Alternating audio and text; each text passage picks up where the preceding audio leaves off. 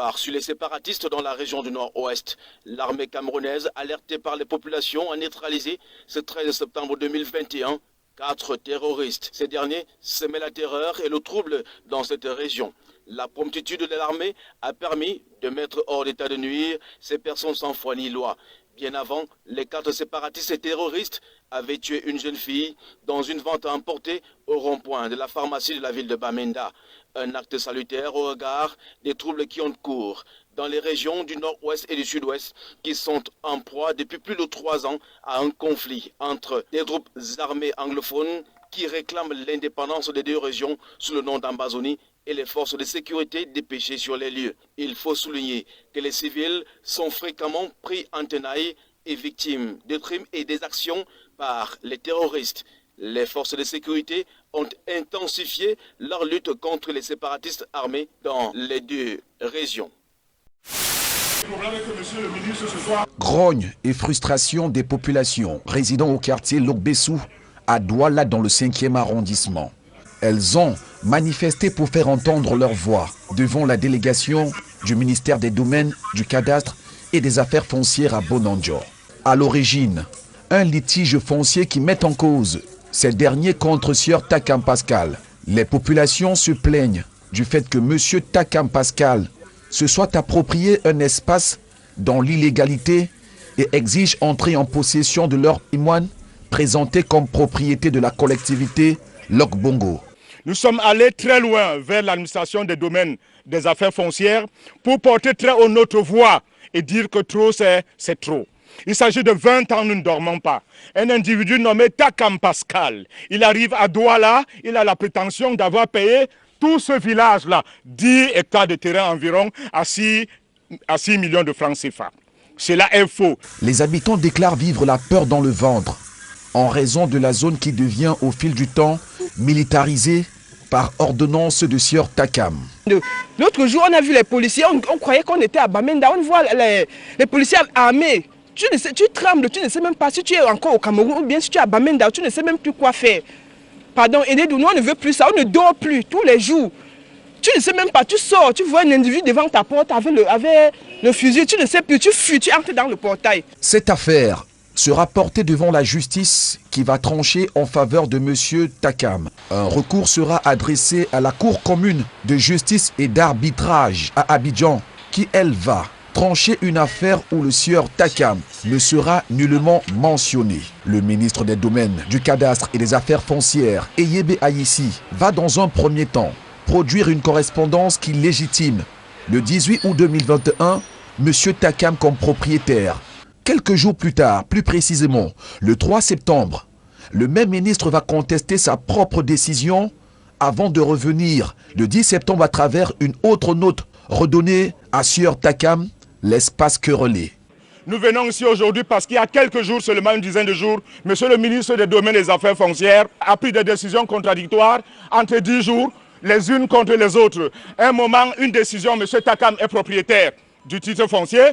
2 jours après, c'est la collectivité Lokbongo, dont nous sommes les représentants, qui est par exemple propriétaire. Il y a 3 jours encore, il revient en disant que c'est ça qui nous fatigue. Messieurs, mesdames, ça fait 20 ans on n'a pas fermé l'œil. Pour les résidents de cette zone, en tant que collectivité Lokbongo, estime être abusé. Pourtant, selon Pascal Takam, le terrain a été vendu aux enchères par le tribunal de grande instance du Vouri. Lorsque nous quittions les lieux, les tensions étaient encore vives et l'affaire, loin d'avoir livré son dernier épisode. Nous sommes dans la journée du jeudi 9 septembre 2021, entre 12h et 14h. Un phénomène météorologique inhabituel est observé dans la localité de Bapou par Bana, département du Onkam. Ce phénomène bien connu, survenu sous la forme d'une averse de grêle, se manifeste souvent pendant des orages, comme ce fut le cas à Tchang et à Bamenda dans un passé récent. Le gouvernement apporte des éclaircies et des précisions. Nous avons observé, pour le cas de Douala, que nous faisons face de plus en plus à des fortes précipitations en 24 heures, ce qui dépasse la normale du maximum de précipitations que nous pouvons accueillir en 24 heures sur cette ville. Et ça, c'est la principale cause si les inondations sont occasionnées uniquement par le phénomène météorologique. Le ministère des Transports, qui est l'institution indiquée sur les questions météorologiques, a tenu à recadrer le contexte à travers un communiqué pour davantage sensibiliser et éduquer les masses sur le changement climatique, pour la prise de conscience sur l'intense activité orageuse provoquant des averses de grêle qui causent naturellement préjudice sur le plan environnemental et socio-économique. Il va falloir un changement de comportement au niveau des populations, être plus attentif aux bulletins météorologiques, à l'effet de prendre les mesures appropriées face aux phénomènes météorologiques extrêmes qui pourront se produire. Un appel est lancé à l'endroit des populations à plus de vigilance, à développer la culture du risque et pour mieux se prémunir. Au finish, suivre les prévisions météorologiques.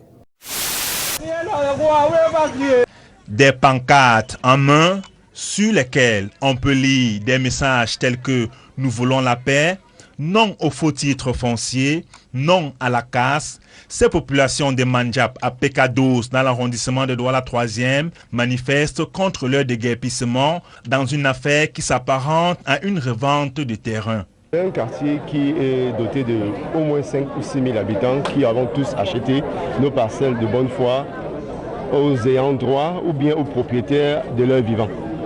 Et aujourd'hui, il y a quelqu'un qui, du moins, il revêt surface avec un problème vieux depuis 2008, où il veut qu'on réachète les parcelles à 30 000 m², ou à défaut, il va déguerpir les gens. Ils ont été réveillés dès 6 h du matin par les forces de l'ordre et des engins venus démolir les habitations.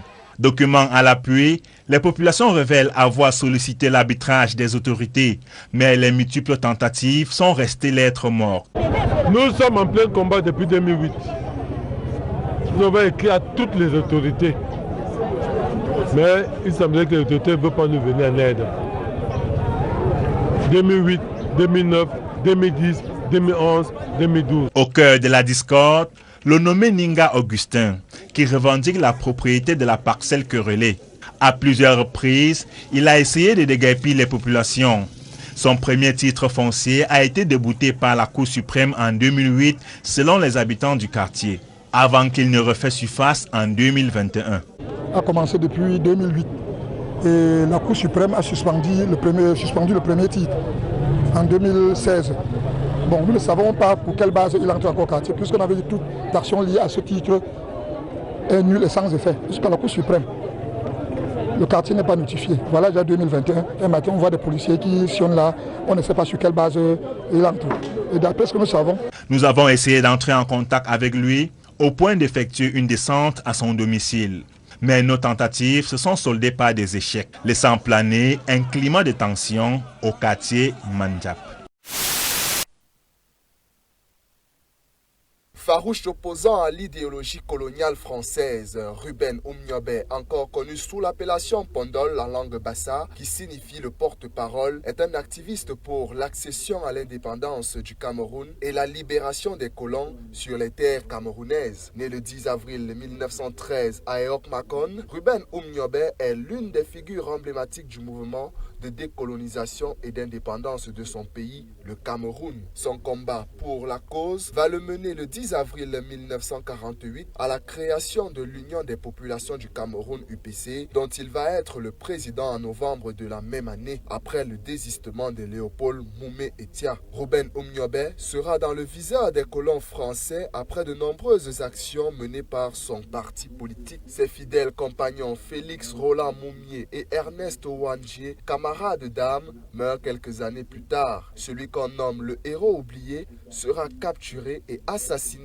dans le maquis le 13 septembre 1958. Son corps, inerte et défiguré, est présenté à la population dans le but de détruire l'image d'un des plus grands nationalistes et figure de proue de la décolonisation française au Cameroun. 2 ans plus tard, après sa mort, la France accorde le 1er janvier 1960 l'indépendance au Cameroun. Mais le nom Ruben Oumniobé est interdit de prononciation. Ce n'est que dans les années 1980 1990 que cette interdiction est levée et le nationaliste reconnu à sa juste valeur. Le 22 juin 2007, une stèle en la mémoire du nationaliste Oumniobé est érigée au carrefour Abbé Nicolas Ntamak. Un monument lourd de 20 tonnes, mais pas assez pour les lourdes missions de réveil et de conscientisation pour ses frères camerounais.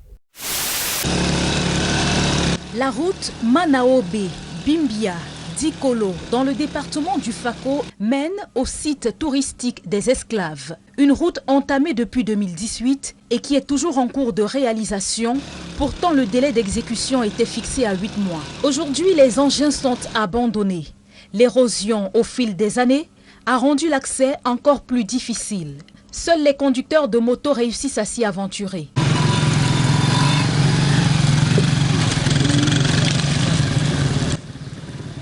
Sur cette route boueuse et glissante, ce ne sont pas les obstacles qui manquent.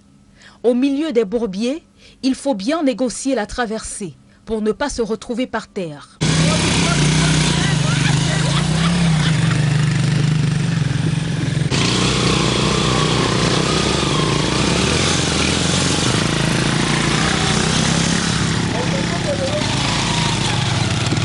Des accidents du genre sont légion sur cette route.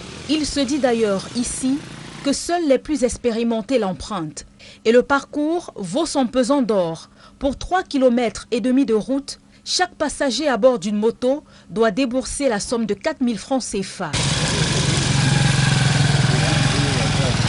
C'est le quotidien de ces populations qui attendent toujours la construction de cette route dont le délai d'exécution était fixé à 8 mois.